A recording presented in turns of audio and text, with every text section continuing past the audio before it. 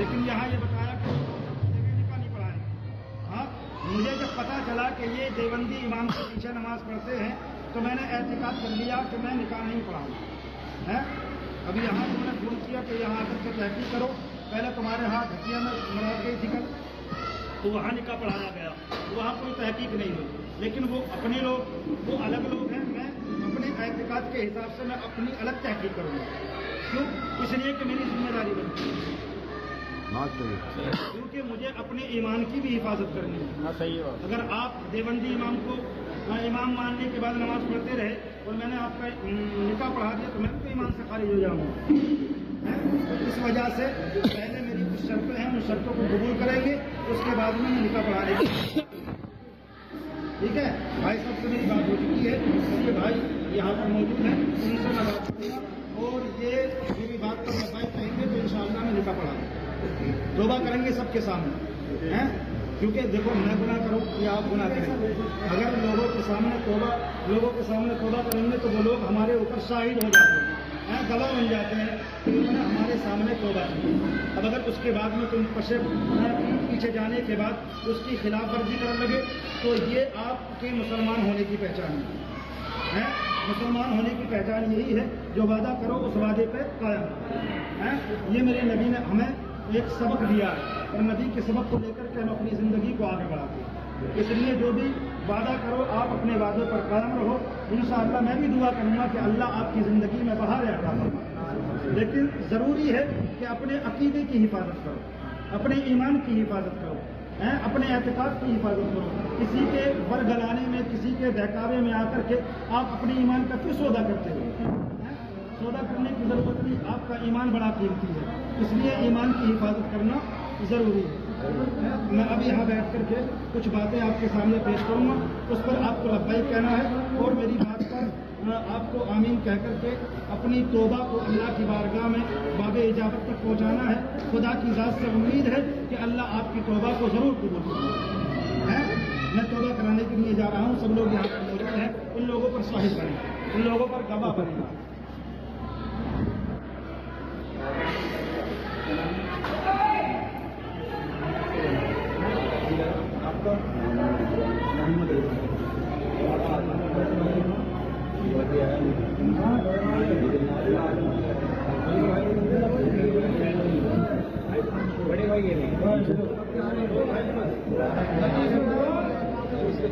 السلام علیکم ورحمۃ اللہ وبرکاتہ. ناظرین, اعلیٰ حضرت فرماتے ہیں تجھ سے اور جنت سے کیا مطلب وہابی دور ہو, ہم رسول اللہ کے جنت رسول اللہ کی.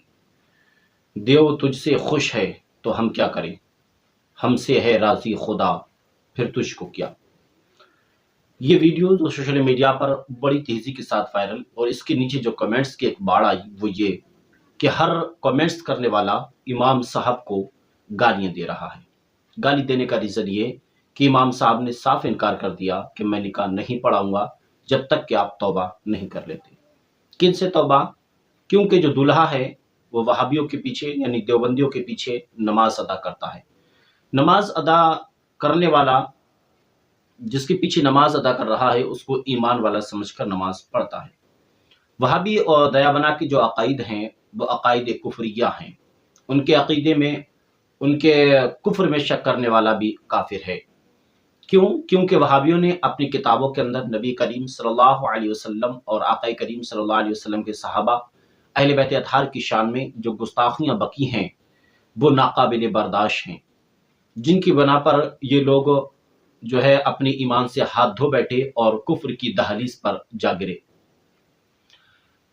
اس کے لیے آپ کو ان وہابیوں کی کتابوں کو پڑھنا ضروری ہے. اگر آپ ان کی کتابیں پڑھیں گے سمجھ سکیں گے تو سمجھیے, ورنہ علماء اہل سنت کے بیانات میں سن لیجئے, اس میں آپ کو پوری تحقیق مل جائے گی.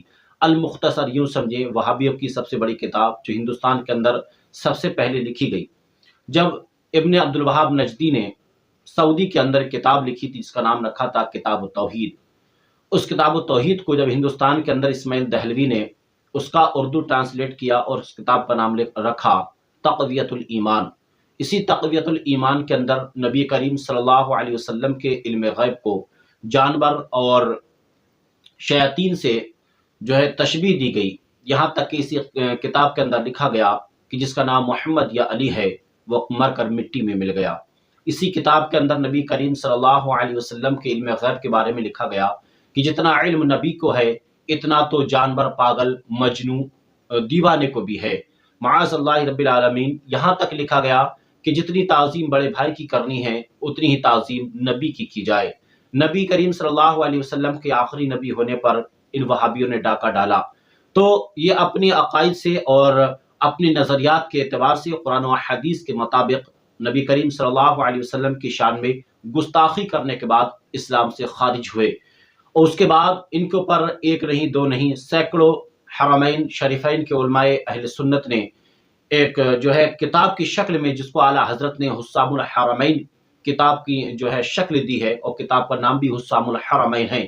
جب آپ اس کتاب کو پڑھیں گے تو اس کتاب کے اندر حرمین شریفین کے ان تمام جید عالم دین کے دستخط موجود ہیں جنہوں نے ان کے کفر میں شک کرنے والے کو بھی کافر قرار دیا ہے، اور انہوں نے صاف لفظوں میں لکھا ہے کہ جو لوگ جنہوں نے نبی کریم صلی اللہ علیہ وسلم کی شان میں گستاخی کی یہ دین اسلام سے پھر گئے، یہ اسلام سے خارج ہو گئے، اور جو ان کے ایمان میں یعنی ان کے کفر میں شک کرے گا وہ بھی کافر ہو جائے گا۔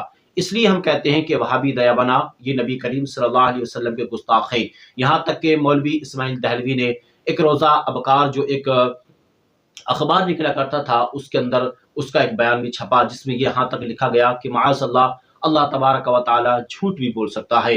فتاوی رشیدیہ کے اندر نبی کریم صلی اللہ علیہ وسلم کو معاذ اللہ کیا کچھ نہیں کہا گیا، حضرت عائشہ صدیقہ رضی اللہ تعالیٰ عنہ کی شان میں بے وقانہ گستاخیاں کی گئیں، یہاں تک کہ اشرف علی تھانوی جو دیوبندیوں کا بہت بڑا مجدد ہے اس نے حضرت عائشہ صدیقہ رضی اللہ تعالیٰ عنہ کی شان میں وہ نازیبہ کلمات کہے کہ معاذ اللہ، ظالم کہتا ہے کہ کسی نے خواب میں دیکھا اور دیکھنے کے بعد کہا اے بڑے مولوی صاحب، میں نے خواب میں دیکھا کہ آپ حضرت عائشہ صدیقہ رضی اللہ تعالیٰ عنہ کی معاذ اللہ سواری فرما رہے ہیں، کوئی ایسی آپ کی ماں کے بارے میں کہے تو کیا آپ اس بات کو برداشت کریں گے؟ لیکن نہیں، یہ حرام خور اتنے بڑے ظالم ہوئے کہ انہوں نے نبی کریم صلی اللہ علیہ وسلم کی پیاری بیویوں کو بھی نہیں چھوڑا، امت کی ماؤں کو بھی نہیں چھوڑا۔ اس لیے ہم کہتے ہیں یہ وہابی دیوبندی جو اپنے نہیں ہوئے، جو اپنے رب کے نہیں ہوئے، جو نبی کے نہیں ہوئے، وہ امت کے کبھی نہیں ہو سکتے۔ تو ان لوگوں سے اپنے ایمان کو بچانا، اپنی بیٹیوں کو بچانا ہمارے لیے اتنا ہی فرض ہے جتنا فرض ہمارے لیے ایمان بچانا ہے۔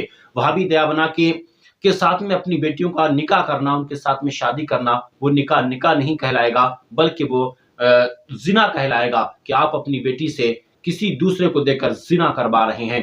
تو اس لیے اپنی بیٹیوں کو وہابی دیابنا میں شادی کرنے کی ضرورت نہیں ہے۔ سنی بہت سارے لڑکے دنیا کے اندر موجود ہیں، بہت سارے پریوار ہیں، کوئی اچھا لڑکا دیکھ کر سنی سے آپ کر دیجئے، لیکن کسی وہابی کی دولت کے پیچھے، کسی وہابی کی شہرت کے پیچھے یا اس کے بینک بیلنس کے پیچھے نہ جا کر بچی کے ایمان کی حفاظت کی ضرور آپ ذمہ داری لیجئے، ورنہ آپ کی بچی دیوبندی کے اندر جائے گی اور وہابیوں کے عقائد کو تسلیم کرنے کے بعد ایک نسل ہوتی ہے نا، وہ ایک پوری نسل آپ کی برباد کر جائے گی۔ بچی کا بھی ایمان ختم، ایک وقت وہ آئے گا کہ وہ آپ کے بھی ایمان کو ختم کرنے پر آمادہ ہو جائے گی۔ اس لیے مولانا صاحب نے جو کیا بالکل صحیح کیا۔